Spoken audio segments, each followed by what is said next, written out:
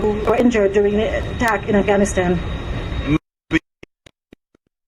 Une situation difficile au point social, politique et économique. Our country is in a difficult situation, both socially, politically, and economically. Et tremblement de terre vient aggraver situation. And this earthquake came to aggravate everything. Dès premières heures, dès premières minutes, tremblement de terre from the first hour, from the first minutes after this earthquake, nous avons témoigné présence amis. I can testify that our friends were present. Qui viennent connaître ça nous gagner avant nous demander quoi. They came to see what we needed before we even had to ask. En plus, ils viennent nous offrir nous aide. They came to offer their help. Pour nous chercher monde qui enterré en bas des combes. To search and rescue for people who were trapped under rubble. Du tremblement de terre. Every minutes after the earthquake. Nous voulons dire merci. And I want to say thank you. Nous gagnons un grand défi de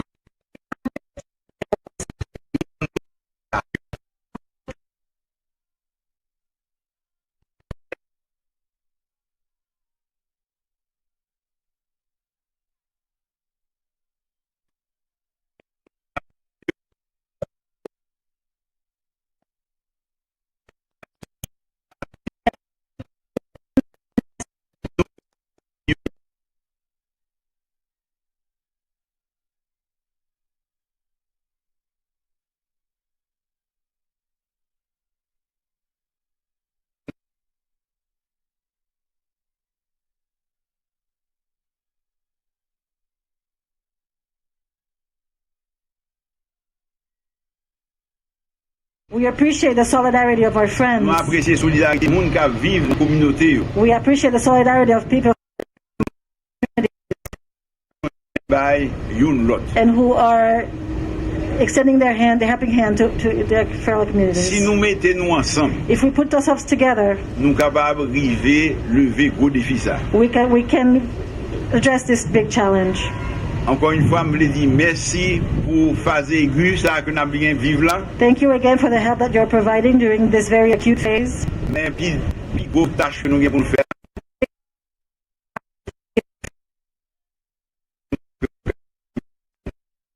That will be able to achieve. The biggest task that we have to address these communities, put them back on their feet. That the economy areas can stay. Nous avons une grande préoccupation pour l'école Timonio. We are hugely preoccupied for the back-to-school season. Dès à présent, Zamio, and we thank our friends right now. Décidé de nous coup de main pour que l'école reprenne. Decided to help our students go back to school. Fini, vous me dites merci.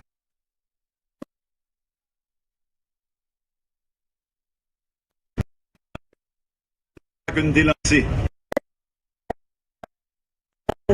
Vous aidez-nous en charge urgence.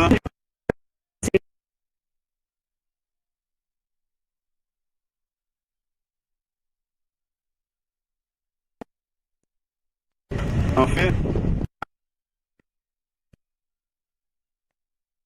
solidarity must continue.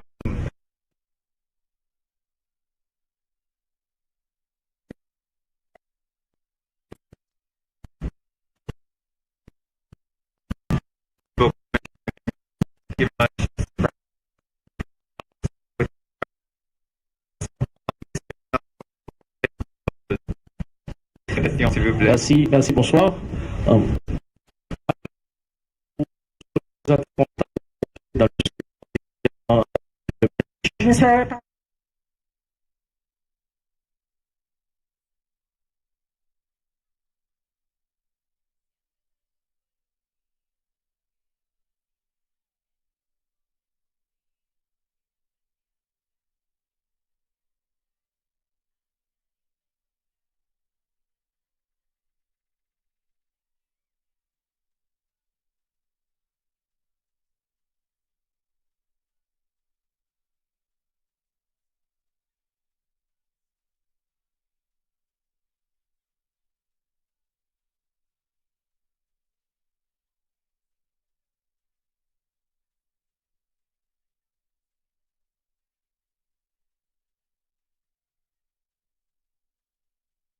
Was for emergency shelter. On commencer par dire que tout le monde que nous parlons qui était caillou crasé, premier bagage que yo mandé nous c'est abri d'urgence. I met a 69-year-old woman who was in a family of 6. J'ai rencontré une femme de 69 ans qui dirigeait une famille de 6 personnes. Who, when it is not raining, is sleeping outside with the rest of her family. Le bagage la pluie, elle a dormi dehors avec le reste famille. And when it rains, now she is sleeping in what used to be, what was the attic of her home. Just under where the roof was before, that is now the floor you walk in on or crawl in on. Et quoi lié le que la pluie, elle a dormi dans sac de vent t'es en grenier, donc il veut dire que espace qui directement en vent et toiture qui quoi lié c'est premier côté que yo capable glisser quand yo pour yo dormir. Imagine a 69-year-old woman entering a space about this tall. Imaginez on femme 69 ans rentrer dans un espace qui grossait ça. In what was the attic. Dans sac de grenier en vent. In order to escape the rain at night. Pour échapper à la pluie. And this is something the Prime Minister stressed as well. Et ça c'est un bagage tout que Premier ministre a insisté sur les tout. Which is the importance of repair and emergency shelter. Et abri d'urgence. When it comes then to how the United States and other countries in the international community go forward beyond this emergency phase. Là, on parlait de quoi lié, de comment est-ce que les États-Unis, avec l'autre pays, avec le gouvernement haïtien, capable d'avancer au-delà de phase d'urgence pour arriver dans la reconstruction. We know that there will be shelter needs. Nous connaissons que pour avoir besoin d'abri permanent. Alongside longer-term public health, medical needs, water needs. De besoins à long terme de l'eau, en santé. Water needs. And sanitation. De assainissement. So we look forward to continuing the very, very specific discussions with specific communities. Donc nous pourrons continuer et faire des discussions bien spécifiques avec communautés spécifiques. And how, with all of the need across so many sectors, et comment est-ce que nous pourrons avec tout besoin que gagne dans tout secteur we build this recovery together. Comment est-ce que nous capables bâtir reconstruction ça ensemble? Thank you. Merci. Next question goes to Jackie Charles from Miami Herald. Yes. Administrative powers. Last week, USAID said that they didn't think that Haiti was ready for tents, but I'm sure that in your discussions with some of these people that it was tents that a lot of people have asked for and tarps, and I'm wondering whether or not your opinion has changed. And also with reconstruction, the mayor of Manish said that they need help and they're looking for the international community help with reconstructing houses because people have started to put up zincs and have started to rebuild, and he's asked them not to do it. Well, first of all, let me say that given how difficult so many of these communities have been to reach, Pour moi, je dis que littéralement difficile, il y a des communautés qui sont tellement difficiles pour nous atteindre, pour nous arriver, joindre. That I will get to your question, but I want to thank the Haitian Civil Defense and our Haitian partners who were able to reach some of these communities quickly. Direction protection civile haïtienne, le gouvernement haïtien, qui est capable d'atteindre zone ça rapidement. But I also actually want to thank the press. I want to thank you. La presse, merci aussi. Nous-mêmes, merci tout. Because many of you were reaching communities and reporting on the immediate needs in ways that helped inform our effort as well. En pile de nous, t'es arrivé joindre communauté éloignée ça et nous t'a fait des reportages qui permettent nous-mêmes moins qui côté dommage. So I'm not familiar actually with the statement that you're referencing. Pas ouais qui est déclaration ça comme c'est quoi parler hein. But I can tell you in Manish, même cas que dans there Manish, was USAID sheeting des bâches USAID to provide very imperfect shelter in some and only some homes. Dans certains endroits, dans certaines maisons. So there is no question that there is more need for these tarps. Donc c'est sûr que nous avons besoin plus And for other ways, again, for these emergency shelter needs to be et met. pour l'autre moyen que nous capables satisfaire besoin de abri immédiat ça. But I will say that what I heard from the people that I spoke with, Mais ça m'a dit c'est que ça m'entendait de monde que me parle avec eux. and what the rest of our team have heard in other communities that they have visited, Et ça que reste équipe nous entendait dans l'autre communauté que yo visité, is that they want to stay home. yo vle rete la caillou. They express no interest in displaced person camps or kind of large Yo pas exprimer aucun intérêt tented pour yo facilities. ta gon camp même si c'est temporaire pour yo ta déplacer. They were living right around the structures that had been destroyed Yo or ta damaged, et tout près de structures qui étaient endommagées ou bien qui étaient écrasées. and that is right now where our focus is. Et pour le moment c'est là que focus nous est.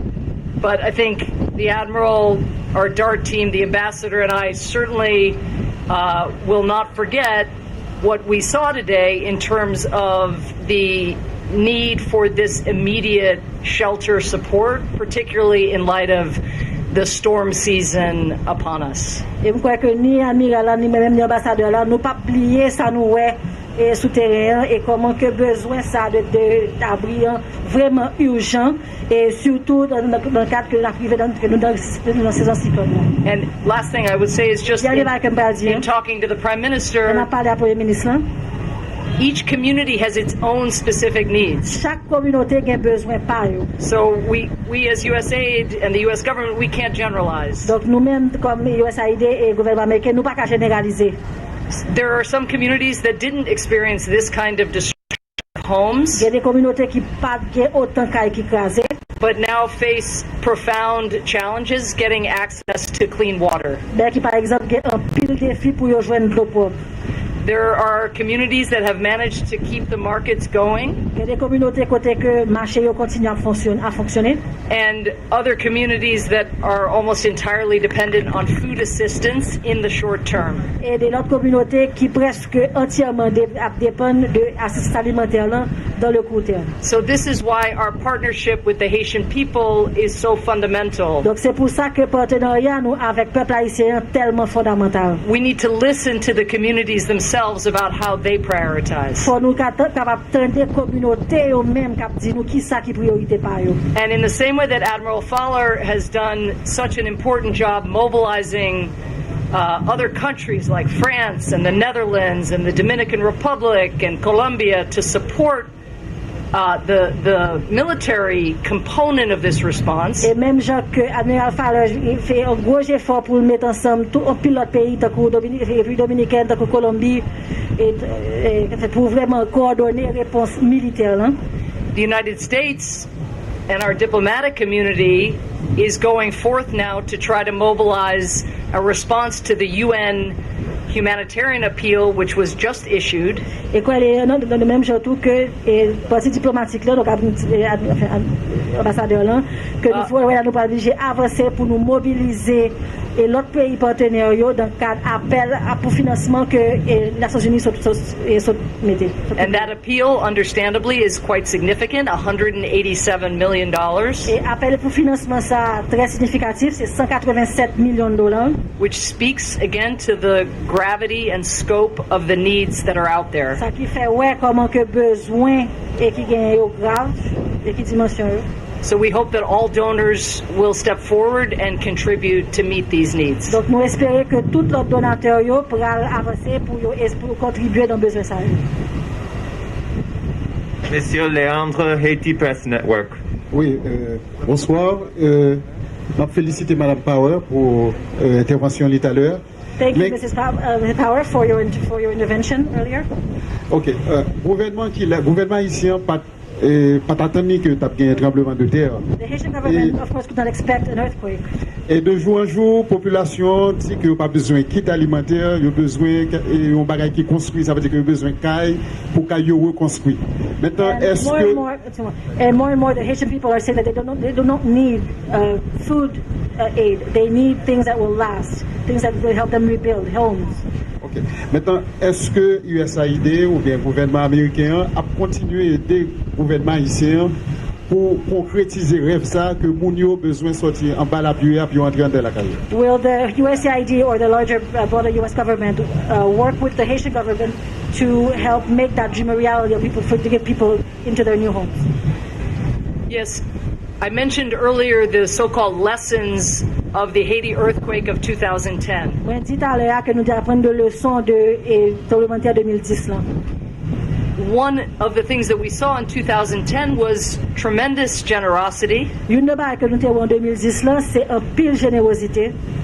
From Haitians who had means to contribute, Haitian Americans who were able to contribute, de Haïtiens américains qui étaient venus vraiment envie aider, and other U.S. citizens who rushed to donate, in that instance, canned food, blankets, and other goods. Des américains comme si qui vraiment étaient marché pressé pour y bailler et manger dans coup bailler dans can, etc. The big-heartedness of these contributions was incredible. Vraiment, ça sortit de vraiment de un élan de cœur et c'était vraiment incroyable. But these goods, which were not coordinated with the needs on the ground, mais un pile de produits ça yo qui pas coordonné, qui pas correspondre à besoin que tu gagne sur terrain. Many of them overwhelmed the Port-au-Prince airport. Un pile là d'ailleurs t'es venu vraiment mettre à épreuve tout les ports haïtiens. Got stuck in customs. T'es venu coller la douane. And unfortunately caused major delays in getting other needed supplies to the Haitian people. Et malheureusement, ça a causé un pile de délai dans des douaniers, l'autre est essentiel qui t'a rentré tout. I think your question speaks to something not dissimilar. La question là a parlé de même genre de même problème ça. Which is a temptation to give food when what people need maybe is the money to begin to rebuild their homes. Là par exemple, au lieu comme si que nous parlons de tentation comme si pour nous manger alors que bon ça a besoin c'est moyen pour commencer à reconstruire. So since the start of this response, depuis commencement et réponse ça, USAID has been emphasizing donc USAID mettait en phase sur a cash is best approach. On approche de aide cash. When it comes to private contributions. Et on a parlé de contribution de aide privée. Creating some flexibility. Pendant qu'on a créé un peu de flexibilité. For the Haitian people and local Haitian organizations. Pour que peuple haïtien et organisations locales haïtiennes. To make the judgment about what they think is the most important priority. Pour que yo même yo ka juger qui ça qui est priorité qui est important. And what we really want to see happen is for the purchases, whether of rebuilding supplies or of food, for those purchases to be done locally. Et ça nous t'a remis c'est que tout ça qu'a pas acheté, que ce soit pour matériel pour reconstruire ou bien même aide alimentaire, que le plus possible que ça yo acheté en Haïti. So this is something that we have conveyed to the very generous Haitian diaspora community in the United States. Donc ça c'est un bail que nous communiquer bail communauté et diaspora qui tellement qui a plus générosité là-dedans. But the spirit of this is what we as USAID and other donors mais esprit de ça c'est ça que nous-mêmes nous USAID avec l'autre donateur are seeking to bring to our governmental and intergovernmental response as well. Que n'a c'est ça que n'a essayé mener et voter au sein de réponse gouvernementale et intergouvernementale. Thank you. Merci.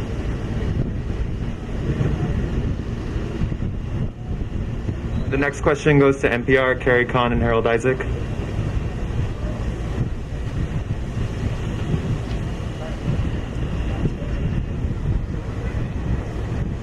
Thank you very much for the opportunity, Ambassador Power.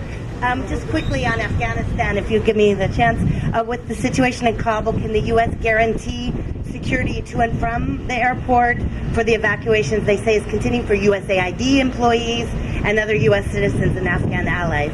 And then I have a question, of course, for Haiti.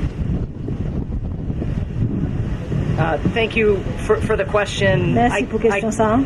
I can't comment on the situation in Afghanistan or the evacuation operation. Pas capable de faire aucun commentaire sur situation en Afghanistan ou évacuation. Beyond stating that our hearts are with the Afghan people. C'est pas me dire c'est que cœur nous avec peuple afghan. And Afghans at risk. Et tout Afghan qui à risque. All of the Afghan partners that we have worked with over this 20 years. Tout partenaire afghan que nous travaillons avec eux depuis 20 ans. And thank you for our help in getting out NPR employees and our Afghan partners. We very much appreciate it. Thank you to all of you. Thank you. And then toward Haiti, you were talking about lessons learned, and you've gotten every question in the book, so here's another one. First of all, you say that you will coordination. It wasn't just cans in the airport that were tying up customs. It was the billions of dollars that wasn't getting out and the accusations of corruptions and waste. But so, speaking to that, there was a lot about coordination, and you say you will coordinate with the Haitian government. With all due respect, Prime Minister, the Haitian government is in chaos of its own right now and disorganization. How specifically can you do that with the situation? She's not translating for me. You're not translating. How specifically can you work? Can you give us some specifics on this coordination? We've heard wonderful things of Dr. Chandler. Everywhere we've gone, it's always Dr. Chandler. But how specifically can you coordinate with this government now in the situation it is in? Donc, question rapidement, c'est comment est-ce que, étant donné que situation de chaos du gouvernement haïtien, comment est-ce que nous avons des moyens spécifiques, et nous avons pile bon bagage de Dr. Chandler, mais est-ce que nous avons parlé de façon spécifique, que nous avons parlé de coordination avec le gouvernement haïtien? Thank you so much. Well, just for starters again, for example, on my trip to Manish. Pour commencer, vraiment, on parlait de voyage dans Manish. There were tremendous needs, Il y a pile besoin, as I've described. j'aimerais décrire là. But the person who briefed me on those needs was the mayor of the town. Mais moun qui parle, moun qui bon mon briefing qui parlait de besoin ça yo, c'était maire et Manish là. Dr. Chandler's team on the ground were from that community. Équipe de PTC, c'est là, c'est dans la communauté ça yo sorti. And it was Haitian Civil Defense in these last 10 days who have been informing our Fairfax search and rescue team as to where those assets should best be deployed. Et c'est protection civile haïtienne qui t'a parlé avec équipe de sauveteurs qui sont Fairfax qui t'a fait recherche pour dire au côté que moun yo est. The Prime Minister is going to address the political dimension of your question. But USAID, for example, has been supporting Haitian Ministry of Health programs well before the 2010 earthquake. Par exemple, USAID a supporté le programme de santé, ministère de la santé, bien avant le tremblement de terre 2010.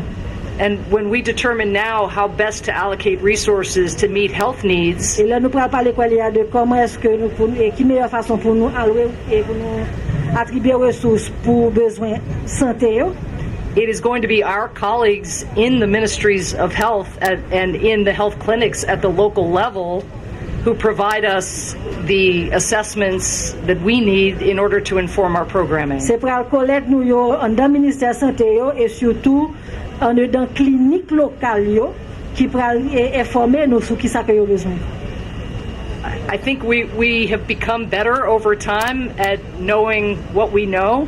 Mais pense que nous venons améliorer au fil du temps pour nous connaître qui ça nous connaît vraiment. And all the vast information that we don't know and that Haitians would have unique insight into, of course. Et prendre conscience et surtout toute pile information que nous pas connaît et que c'est seulement partenaires locaux haïtiens qui capable de nous répondre. This doesn't mean that there aren't going to be challenges in coordination. Ça pas plaisir que papa a aucun défi dans coordination. But as you mentioned with Dr. Chandler, the key is for anybody who is coming in from the outside, for any organization, les gens du Tabdian et du Dr. Chandler, clé de toutes les bagailles là, c'est que pour quelle que soit organisation qui saute de l'étranger, or from any country, ou de n'importe quel pays, to be able to identify the appropriate interlocutors pour capable identifier bon interlocuteur yo, and to interact with them in a spirit of partnership et pour travailler avec eux dans l'esprit de partenariat, in the hopes that we can support them in meeting the needs of their people. dans l'espoir que nous capables aider eux même à adresser besoins population. Because I don't think there's any doubt that that is what, again, officials who are seeing these needs on the ground desperately wish to do. Pas quoi que aucun doute que tout responsable locaux dans zone ça yo, pas aucun doute que c'est ça yo veut tout. And now, if I may, just turn it over to the Prime Minister. Pour passer la parole à Premier ministre. Le gouvernement haïtien a fait face à un pile défi. The Haitian government is facing a lot of challenges. Nous avons des difficultés politiques, We have political difficulties, nous avons des difficultés économiques, we have economic difficulties, mais malgré toutes les difficultés, nous adressons des défis tremblement de terre. but despite all these issues, we are addressing the challenges of the earthquake. Si nous faisons une observation simple, If we can have do a simple nous observation, voyons que dans l'arrivée aide là et l'administration aide là, you will see that when the aid and the administration of the aid and helping it reach the affected areas, pas de chaos. there's no chaos. Ça n'a pas arrivé par hasard. That is not haphazardly. That's not. M'a dit de plus que décision pour que tout va passer par direction protection civile là, The decision that all the aid go through the civil protection qui coordonne toute aide qui a venu sur le territoire, that coordinates all assistance coming into the territory. sont décisions que le gouvernement prend. It's a decision that the Haitian government made. C'est vrai que il y a des amis qui aident nous. It's true that we have friends helping us, Et il y a des amis qui aident nous de façon extraordinaire que ça honore nous. and some friends have given us extraordinary help and honored us. À ma connaissance, c'est la première fois qu'un gouvernement To my knowledge, it's the first time that a government décide de mettre une interface decided to put a single person of contact, a single la interface, CAI in the highest level of government à gouvernement haïtien to the Haitian government, pour que toute aide que l'a fait arrive de façon ordonnée. so that all Et the coordonnée aid depuis that la CAI. so that all the aid that they are giving is coordinated at the highest levels in the United States. Nous honorons tout. We are also honored. Parce que nous voyons que moun yo mette pour coordonner, We saw that the person that they put to coordinate this pas seulement response rester la CAI pour le temps pour le un rapport, didn't just stay at home just to receive mais reports, vient sur le terrain pour le ça va passer. but came on the ground to see what was happening. Le gouvernement haïtien présent, The Haitian government is et present, là présent encore, and it is continue to be present, non seulement coordonner l'état d'urgence ça, not only to coordinate the state of emergency, mais pour reconstruire l'économie et la population dans le but sud. to also rebuild the economy and help the populations in the south. Thank you.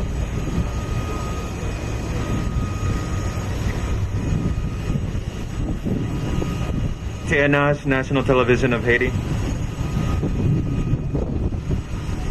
Merci. Non, par cette compagnie, Autorité nationale d'Haïti, question de m'a pas dit, c'est directement avec la PM Ariel Henry. The question is for Prime Minister Henry. Et Madame Powell a annoncé vraiment qu'il y a un don ou bien une assistance Mrs. Power announced an assistance de 32 millions. of $30 million Comment c'est vraiment qu'elle supporte le gouvernement? to show that the Dans mes government connaît que PM. show of support. Et qui ça peut faire concrètement pour assistance à arriver joindre quelqu'un surtout I'd like to dans la know, Prime commune, dans la Minister, section that communale, what et specifically du is going to be done to make sure that this assistance reaches the people. Moi, je veux dire deux bails. Administratrice USAID a The USAID administrator annoncé l'agent announced qui débloqué de façon vite pour adresser phase urgence. to address the state of urgency. En même temps, système Nations Unies At the same time, the UN demandé system pour répondre à l'état d'urgence ça, has made a call for financing to address the emergency l'argent state, pour que ensemble de aides qui pourraient vini sur Haïti, so that the money for all the assistance that is going to come qu'à into Haiti, recevoir en financement. so that they can receive financing. L'argent qu'il a annoncé, c'est bon l'argent qui va venir dans le gouvernement haïtien. The money that they announce is not money that's going to be distributed to the Haitian Mais le government. gouvernement haïtien a associé avec partenaires But the Haitian government will partner with its partners pour que aide ça arrive vers communauté, section communale so that this aid reaches the et même communities mieux pour monde qui est plus dans le besoin. for people who are most in need. Next question is for Chris Sherman from AP.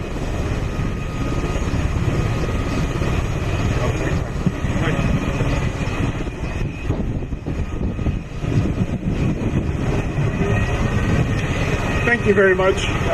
This question also for Prime Minister Henry. La question est aussi pour le Premier ministre Henry.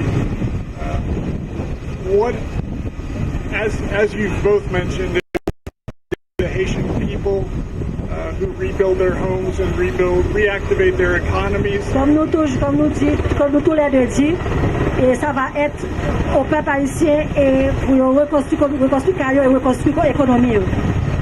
What is the Haitian government doing to assist them in that recovery, in that aspect? Qui ça que le gouvernement haïtien a fait pour aider eux?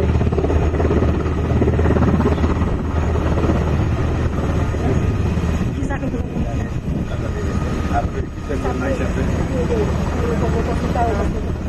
Non.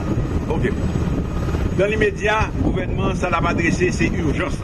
Right now, immediately, the government is addressing urgent needs. Li mette sur le terrain ça le gagné, We put on the ground what we have, moun, the people that we have, ressources, the resources, mais elle le mettait sur le terrain, facilité de coordination pour tout partenaire qui a intervenu. but more importantly, we put together a coordination mechanisms for all the partners who are coming to Déjà, help nous us. avons une réflexion qu'a faite We already have sur planning reconstruction. that we're doing on the reconstruction.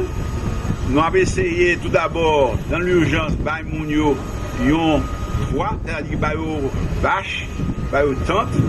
Right now, our immediate concern is to provide them with a roof over their heads, tarps, tents, Mais dans for la just semaine the qui vient urgency. là yo, But in the nous weeks ahead, allons débarrasser terrain qui gagne l'école yo, we are going to remove the rubble from, for example, the schools et l'école qui fissuré yo, and the schools that have been damaged, pour que si moun sa yo capable retourner l'école. so that the students can go back to school. Et nous allons construire des écoles, des hangars provisoires We're going to build temporary hangars for dans schools 3 départements in the 3 affectés. affected departments.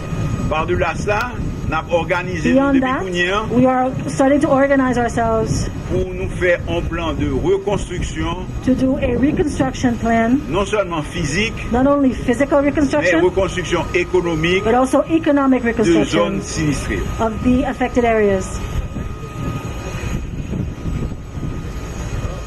Okay, unfortunately, that's all the time we have for questions. If you have any Malheureusement, follow-up merci. questions, Ces derniers temps que nous gagnons pour questions. please feel free to approach me or my Si team. nous through all avons this. d'autres questions, nous sommes capables d'approcher l'équipe communication et l'ambassade.